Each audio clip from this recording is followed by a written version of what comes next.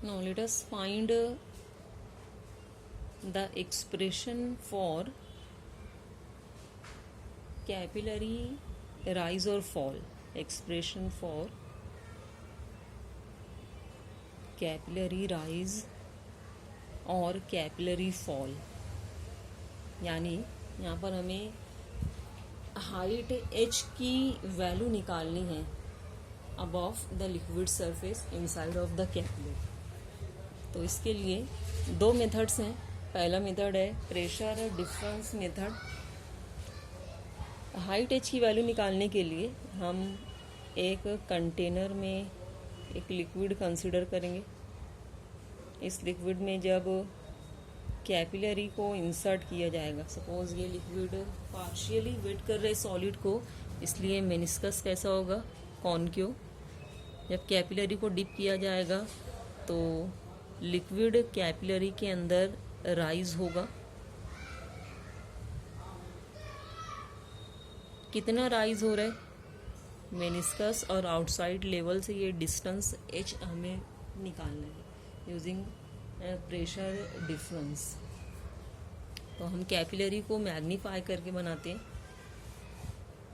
Suppose this the capillary whose radius of the bore is equal to r। इस capillary के अंदर suppose ये outside level है और लिक्विड h हाइट तक राइज हो रहा है above the outside level. This the meniscus. Angle of contact theta इस केस में कैसा बनेगा, एक्यूट। दो पॉइंट्स कंसीडर करेंगे। मेनिस्कस के ऊपर एक पॉइंट ए और बिल्कुल नीचे दूसरा पॉइंट बी। हमें मालूम है कि कॉन्केव साइड पर प्रेशर ज़्यादा होता है then the pressure on the convex side. तो यहाँ पर जो प्रेशर डिफरेंस है उसकी वैल्यू हम निकाल चुके हैं, P I minus P O, excess pressure inside the liquid. ये एक्सेस प्रेशर कितना मिला था, equal to 2T upon R, जहाँ पर T लिक्विड का सरफेस टेंशन है। This the excess pressure P I minus P O. So here R is the radius of this meniscus. यहाँ पर जो मेनिस्कस है, एक लार्ज सर्कल इमेजिन करोगे, इसका जो रेडियस है, this radius is capital R। Pressure difference के दो पॉइंट्स पर प्रेशर डिफरेंस के फॉर्म में इक्वेशन हम लोग निकाल चुके हैं। दो पॉइंट्स पर प्रेशर का difference in terms of height कितना होता है, P I minus P O, it is equal to h rho g, जहाँ पर h क्या है, इन दोनों पॉइंट्स के बीच का डिस्टेंस है, रो लिक्विड की डेंसिटी है। So equating these two equations we will get 2T upon R equal to h rho g। Now here we have to write radius of the meniscus in terms of the radius of the bore of the capillary। Meniscus का radius हम directly measure नहीं कर सकते, इसलिए capillary के bore के radius के form में इसको लिखेंगे। तो यहाँ पर जो सर्कल बनेगा, इस सर्कल का रेडियस r है, जो कैपिलरी के रेडियस के बराबर होगा। This angle is theta, this the radius, this the tangent. Angle of contact कौन सा एंगल होता है, टेंजेंट लिक्विड की फ्री सरफेस के ऊपर at the point of contact liquid की वॉल के साथ में जो एंगल बनाता है, ये एंगल ऑफ कांटेक्ट है। This the tangent to the free surface at the point of contact. और टेंजेंट और रेडियस के बीच का angle 90 degree, both are perpendicular, this angle is 90 degree. ये टोटल एंगल कितना है, 180। इन तीनों ही एंगल्स की जमा 180 डिग्री होगी। So suppose this angle is equal to x, so theta plus 90 plus x, it will be equal to 180 degree. तो x की value क्या हो जाएगी, ये एंगल कितना मिलेगा, x, it will be equal to 180 minus 90 minus theta, that is x will be equal to 90 minus theta. So this angle is 90 minus theta. यहाँ से हम r के पैरेलल फिर से एक साइड ड्रॉ करेंगे, ये स्मॉल r के बराबर होगी. This is the value of capital R. ये एंगल कितना मिल रहा है? 90 minus theta. This angle is 90 minus theta. This angle is 90, इसलिए ये एंगल कौन सा हो जाएगा? It will B of theta. तीनों एंगल्स की जमा 180 के बराबर होगी. एक एंगल 90 माइनस थीटा है, एक 90 है, इसलिए इस एंगल की वैल्यू हो जाएगी 90 minus theta. That is it will be equal to 90 minus 90 plus theta. That is this angle will be equal to theta. So in this right angled triangle ये angle theta के बराबर है. इस right angled triangle में cos theta की value लिखेंगे. Cos theta किसके बराबर होता है? Adjacent upon hypotenuse. Adjacent side क्या है? Small R. Hypotenuse is capital R. So cos theta it will be small R upon capital R, या कैपिटल आर की वैल्यू हो जाएगी small R upon cos theta. इस इक्वेशन में capital R की value हम पुट करेंगे equal to R upon cos theta. So 2t upon capital R की value R upon cos theta, it will be equal to h rho g. Cos theta numerator में जाएगा. So 2t cos theta upon R it will be equal to h rho g. हमें height h की value निकालनी है. So h it will be equal to 2t cos theta upon r rho into g. So this is the expression for the capillary rise. यहाँ से हम surface tension भी निकाल सकते हैं लिक्विड का. सरफेस टेंशन की इक्वेशन क्या हो जाएगी? T को एक तरफ रखेंगे.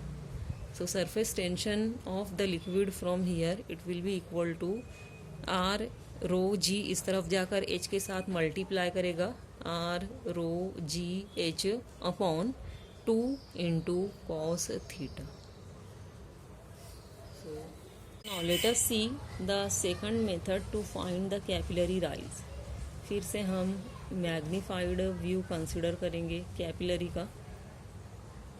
This the outside level of the liquid, और सपोज h हाइट तक कैपिलरी में लिक्विड राइज हो रहा है. लिक्विड का वो मॉलिक्यूल जो वॉल के कांटेक्ट में है, इसके ऊपर लिक्विड के दूसरे मॉलिक्यूल्स कोहेसिव फोर्स एक्सर्ट करेंगे,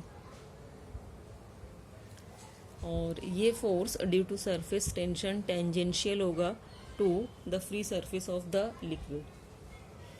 ग्लास के मॉलिक्यूल्स इस लिक्विड मॉलिक्यूल के ऊपर adhesive force of attraction exert करेंगे.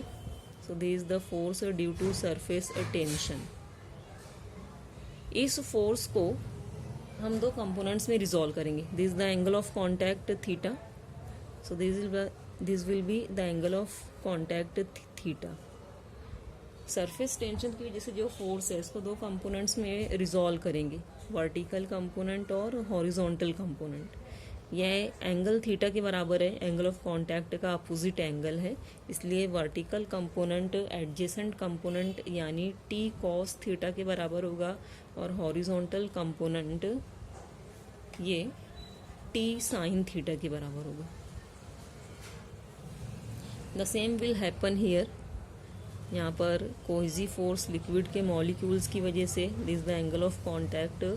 ग्लास कैपिलरी के मॉलिक्यूल इस मॉलिक्यूल को अट्रैक्ट करेंगे बाय अधेसिव फोर्स, और ये adhesive force due to surface tension capital T के बराबर है. This the opposite angle, so it will be equal to theta. Force due to surface tension को फिर से हम दो कंपोनेंट्स में रिजॉल्व करेंगे, vertical component and horizontal component. Vertical component adjacent component है, so it will be T cos theta, और horizontal component हो जाएगा टी साइन थीटा. तो सरफेस टेंशन की वजह से जो फोर्स मॉलिक्यूल्स के ऊपर एक्ट हो रहे which are in contact with the wall of the container, इन तमाम ही मॉलिक्यूल्स के ऊपर सरफेस टेंशन की वजह से जो फोर्स एक्ट हो रहा है इसको हम दो कंपोनेंट्स में रिजॉल्व करेंगे। वर्टिकल कंपोनेंट हर पॉइंट पर एक्ट होगा टी कॉस थीटा के बराबर पूरे सरकमफ्रेंस पर, और हर जगह हॉरिजॉन्टल कंपोनेंट ये एक दूसरे को कैंसिल करेगा। जैसे इन दो पॉइंट्स पर हॉरिजॉन्टल कंपोनेंट सरफेस टेंशन का टी साइन थीटा एक दूसरे को कैंसिल करेगा। यहाँ पर जो हॉरिजॉन्टल कंपोनेंट होगा ये सरफेस टेंशन के इस अपोजिट हॉरिजॉन्टल कंपोनेंट को कैंसिल करेगा। इसलिए पूरे सरकमफ्रेंस पर जो हॉरिजॉन्टल कंपोनेंट्स हैं ये एक दूसरे को कैंसिल आउट करेंगे और तमाम वर्टिकल कंपोनेंट्स ऐड हो जाएंगे। So total force due to surface tension कितना हो जाएगा? सरफेस टेंशन की वजह से जो फोर्स होता है ये सरफेस टेंशन इनटू लेंथ के बराबर होता है। सरफेस टेंशन का फॉर्मूला क्या है? Force per unit length. इसलिए फोर्स की इक्वेशन हो जाएगी surface tension into total length on which this force is acting. कितनी लेंथ पर सरफेस टेंशन की वजह से ये फोर्स एक्ट हो रहा है vertical component T cos theta का, टोटल लेंथ कितनी हो जाएगी? अगर कैपिलरी के बोर का रेडियस स्मॉल आर है तो पूरे सरकमफ्रेंस पर ये फोर्स एक्ट हो रहा है, यानी टोटल लेंथ हो जाएगी 2 pi are.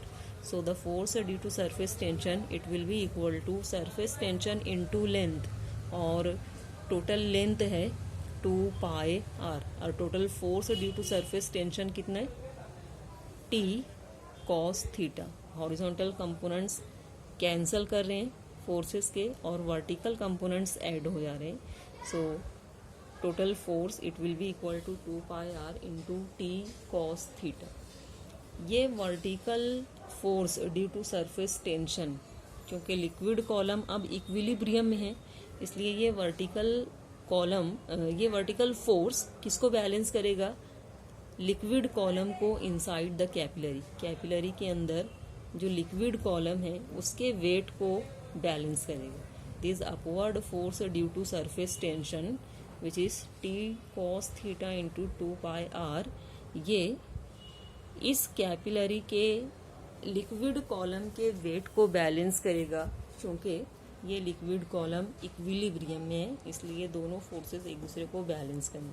That is force due to surface tension, it will balance weight of the liquid inside the capillary. Force due to surface tension कितना है? T cos theta into 2 pi R. Liquid का weight कितना होगा? अगर liquid column का मास m के बराबर है तो उसका वेट हो जाएगा mg। So T cos theta into 2 pi r this will be equal to, mass को हम लिखेंगे in terms of density and volume. Liquid की डेंसिटी सपोज रो है और लिक्विड कॉलम का वॉल्यूम v है तो मास की वैल्यू हो जाएगी rho v into g. Now T cos theta into 2 pi r it will be equal to rho, volume भी लिखेंगे। अगर एरिया a के बराबर है, हाइट तो h हमने कंसिडर की है इसलिए लिक्विड कॉलम का वॉल्यूम कितना हो जाएगा? Area into height. एरिया कितना होगा? Area of the liquid circle के एरिया के बराबर हो जाएगा। So T cos theta into 2 pi r it will be equal to rho, area की value pi r square h into g. कौन कौन से फैक्टर्स कैंसिल होंगे? Here 1 r will be cancelled, pi will be cancelled. हमें height h निकालनी है इसलिए height h हो जाएगी लिक्विड कॉलम की rho r g equal to sign की इस तरफ आकर डिवाइड करेगा। इस तरफ क्या बचा हुआ है? 2 T cos theta, 2 T cos theta upon R rho into G. This is the equation for the capillary rise. फिर से हम इसको सरफेस टेंशन के फॉर्म में एक्सप्रेस कर सकते हैं as R H rho G upon 2 cos theta.